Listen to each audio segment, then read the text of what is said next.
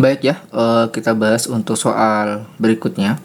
Penyakit Huntington disebabkan karena adanya pengulangan berlebih nukleotida CAG pada gen HTT. Penyakit ini ditandai dengan adanya degenerasi pada sistem saraf pusat. Uniknya, gejala HD baru dialami ketika manusia berusia 30 sampai 50 tahun sehingga umumnya penderita HD sudah memiliki anak sebelum gejala terlihat. Suatu ketika, Anda diminta untuk menganalisis sebuah keluarga yang terdiri atas 7 bersaudara. Orang tua anak-anak tersebut bernama Galih dan Ratna, yang telah meninggal karena kecelakaan dan tidak diketahui apakah mereka menderita HD atau tidak. Anda mengambil sampel DNA dari 7 bersaudara tersebut, melakukan PCR, dan dilanjutkan dengan elektroforesis. Baik ya, kita akan simak dulu untuk bagian narasinya ini ya. Nah, di situ ada pembahasan tentang penyakit Huntington, di mana Huntington ini merupakan kelainan degeneratif sistem saraf gitu ya. Nah, untuk penyebabnya ini adalah kelainan dan penyakit menurun yang disebabkan oleh alel dominan autosomal. Sehingga individu penderitanya itu bisa berupa genotip homozigot dominan atau heterozigot gitu. Nah, sehingga akan memberikan resiko pewarisan kepada anak itu sebanyak 50% atau lebih gitu ya untuk kelainannya yang diwariskan kepada anak-anaknya gitu. Nah, biasanya untuk penyakit Huntington ini itu memiliki beberapa gejala. Dimulai dari sering hilang konsentrasi, kemudian sering lupa, kemudian sering mengalami depresi, dan terjadi gerakan abnormal yang tidak disadari oleh orang tersebut. Misalnya pada bagian kaki, jari-jari, dan juga pada bagian wajah gitu. Nah, kemudian kita disuruh untuk menganalisis sebuah keluarga yang terdiri atas 7 saudara gitu ya. Di mana 7 saudara ini terlahir dari orang tua yang bernama Galih dan Ratna yang telah meninggal karena kecelakaan gitu ya. Nah, sehingga tidak diketahui apakah mereka penderita atau tidak. Oh, ini umur berapa ya? Udah punya 7 anak aja ya. Padahal kan di sini dia seharusnya akan baru muncul tuh di usia 30 hingga 50 tahun. Tapi kita sampaikan itu ya. Oke, kita fokus lagi pada bagian sini lagi. Nah, dari hasil pemeriksaan menggunakan elektroforesis ya dan PCR gitu ya. PCR yang digunakan untuk mengamplifikasi atau memperbanyak jumlah sampel DNA yang diambil dari 7 saudara tadi ya. Kenapa harus diperbanyak terlebih dahulu? Itu untuk mengurangi trial dan error ketika dalam pelaksanaannya. Jadi agar tidak mengambil terus-menerus sampel DNA, ya udah kita lipat gandakan dulu agar nanti ketika salah kita bisa mengambil salinan dari sampel DNA tersebut kayak gitu ya. Nah, kemudian setelah dilakukan elektroforesis hasilnya seperti ini. Oke. Nah, pada hasil elektroforesis ini di situ ada tanda M, kemudian ada angka 1 2 3 4 5 6 7 ya. Nah, angka 1, 2, 3, 4, 5, 6, 7 ini merupakan sampel DNA yang diambil dari 7 bersaudara. Sementara M atau marker ini sebagai standar ukuran base pair atau pasangan basah gitu ya, untuk memperkirakan panjang fragmen DNA sampel dengan ukuran base pair atau pasangan basah gitu ya. fragmen DNA yang sudah diketahui. Nah, dengan cara apa? Dengan cara membandingkan jarak migrasi pada pita sampel dengan marker gitu ya. Nah, kita akan bandingkan jarak migrasinya kayak gini. Kayak gitu ya. Itu untuk proses pembacaan dari hasil elektroforesis gitu. Jadi bisa dikatakan marker ini bisa kita gunakan sebagai tanda garis gitu ya, atau penggaris untuk menentukan mana yang sesuai dengan ukuran yang ada di marker gitu ya. Misalkan ini ya, ada sini, nah ini ada 75 BP atau base pair. Nah, itu pada individu 3 itu sama gitu ya. Nah, itu sama. Nah, berarti individu 3 ini dia memiliki ukuran base pair-nya sebesar 75 base pair gitu ya, atau BP. Nah, sekarang kita udah dikasih tahu ya, ada angka-angka yang dikasih tanda bintang, di mana angka yang dikasih tanda bintang itu adalah individu yang terkena Huntington. Ya, berarti ada berapa anak nih? Nomor 3, 4, 6, dan 7. Jadi ada 4. Sementara untuk yang normal berarti angka 1, 2, dan 5. Berarti ada 3 anak. Oke, berarti di sini ya ada 4 anak yang menderita Huntington, sementara ada 3 anak itu normal. Oke. Nah, sekarang kita akan lihat ya bagaimana sih kelainan daripada Huntington tersebut secara genetikanya. Nah, ini adalah gambaran dari kromosom ya orang yang terkena Huntington dan orang yang normal. Kalau pada orang normal, poliglutaminnya di situ kurang dari 27 pengulangan basa CAG. Sementara kalau orang itu Huntington, nah dia poliglutaminnya memiliki pengulangan lebih dari 35 basa CAG, sehingga di situ ada mutasi duplikasi gitu ya yang panjang gitu. Nah, ini tentunya akan mempengaruhi ekspresi gen yang menentukan daripada protein untuk pembentukan dari sel otaknya gitu. Ini yang degeneratif, ini yang normal kayak gitu. Oke. Nah, untuk mengetahui apakah Galih dan Ratna yang merupakan orang tua dari ketujuh bersaudara tadi itu mengalami Huntington apa tidak, ya kita harus membuat beberapa kemungkinan menggunakan tabel Punnett atau Punnett Square gitu ya. Nah, coba kita akan lihat dulu pernyataan pada soalnya. Oke, kita lihat dulu ya untuk pernyataan yang pertama gitu ya. Tentukan apakah pernyataan berikut benar atau salah ya. A.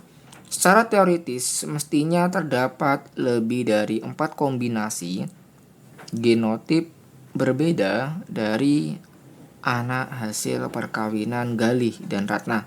Yang B. Apabila masih hidup hingga tua, salah satu di antara Galih dan Ratna tidak menderita Huntington disease. Yang C, apabila orang dengan genotip seperti individu 1 menikah dengan orang bergenotip 6, maka dapat dipastikan semuanya akan menderita Huntington disease.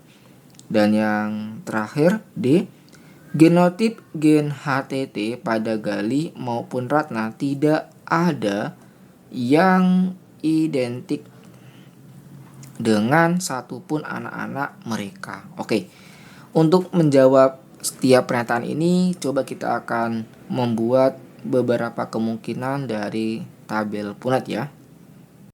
Oke, jadi karena pada hasil elektroforesis itu terdapat anak yang menderita HD, maka dipastikan ada salah satu atau kedua orang tua dari 7 bersaudara gitu ya, itu menderita HD atau Huntington disease. Nah, coba ya kita akan telusuri menggunakan tabel Punnett. Kemungkinan yang pertama gitu ya, di sini ada Gali dan ada Ratna. Misalkan Galihnya itu terkena Huntington disease atau HD heterozigot. Ratna juga demikian. Nah, bagaimana untuk tabel Punnettnya? Ini kalau ditulis gametnya ada 2 ya. Ada H besar dan H kecil. Begitupun juga pada Ratna ada H besar dan H kecil, sehingga bila ditulis dalam tabel Punnett ini ada H besar, H kecil, ini H besar, H kecil gitu ya. Nah, untuk kombinasi genotipnya ada H besar, H besar, H besar, H kecil, H besar, H kecil, dan H kecil, H kecil. Jadi, apabila kedua orang tuanya itu heterozigot, maka terdapat 3 kombinasi genotip gitu ya. Yaitu 1 H besar, 2 H besar H kecil, dan 1 H kecil gitu ya. Kalau kedua orang tuanya adalah heterozigot. Nah, coba kita akan lihat untuk kemungkinan yang keduanya. Misalkan ini ada Gali dan ada Ratna gitu ya. Nah, Gali itu misalkan saya tulis sebagai penderita Huntington homozigot dominan, sementara Ratna heterozigot ya, H besar H kecil. Ini yang penderita tapi heterozigot. Nah, coba kita akan lihat gametnya. Gametnya 1 doang ya untuk Gali, karena dia homozigot dominan maka cukup ditulis 1 aja sebagai perwakilan. Nah, kalau Ratna kan heterozigot maka nggak bisa ditulis salah satunya, maka harus ditulis keduanya, itu H besar dikasih tanda pemisah H kecil gitu. Nah, ini kalau dikerjakan dalam tabel Punnett gitu ya, hasilnya adalah H besar, ini H besar, H kecil, sehingga akan menghasilkan kombinasi genotip H besar, H besar, H besar, H kecil. Jadi ada 2 kombinasi genotip, yaitu H besar dan H besar H kecil. Tapi kalau untuk fenotipnya, semua anaknya ini 100% Huntington ya. Kalau yang tadi kan masih ada 1 nih yang normal gitu kan. Jadi ini kalau untuk kemungkinan yang kedua ini nggak bisa kita pakai gitu, karena ada beberapa anaknya, yaitu 3 anak yang normal. Kemudian kita lanjut pada kemungkinan yang ketiga gitu ya. Kita membuat Ratna dan Gali gitu. Nah, Ratnanya kita balik ya. Ini dia ya H besar.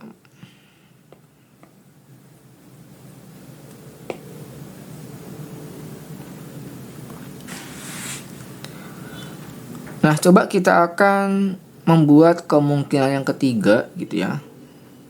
Nah, misalkan ini ada Gali dan ada Ratna. Galihnya kita balik, dia yang normal, berarti homozigot resesif gitu ya. Sementara Ratna masih sama, dia kena Huntington heterozigot gitu. Nah, gametnya sama ya dengan tadi, karena dia adalah homozigot resesif maka cukup ditulis 1 huruf aja. Sementara Ratna karena dia heterozigot maka hurufnya semuanya harus ditulis dan dikasih pemisah tanda koma gitu. Nah, ini kalau dimasukkan dalam tabel Punnett gitu ya, maka akan menghasilkan kombinasi sebagai berikut. Oke. Kombinasi pertama H besar H kecil, dan yang kedua adalah H kecil H kecil. Oke, kalau kita menggunakan kemungkinan yang ketiga, ini rasionya 50% gitu ya. Jadi ada yang Huntington disease itu dia 50%, dan yang normal juga 50% gitu. Ini kemungkinan yang ketiga. Nah, bisa kita pakai ya, karena kan di situ ada anak yang normal juga. Nah, yang terakhir, untuk kombinasi yang terakhir, Gali dan Ratna. Oke, Galinya kita ubah menjadi H kecil, sementara Ratna juga kita ubah menjadi H besar. Oke, ini normal, dan Ratnanya itu terkena Huntington homozigot dominan. Nah, cari gamet, sama ya, ini karena dia adalah homozigot resesif, ditulis satu huruf aja, dan ini juga homozigot dominan, ditulis satu huruf aja gitu. Sehingga dalam kombinasi genotipnya bisa dikerjakan sebagai berikut. Hasilnya cuma H besar, H kecil.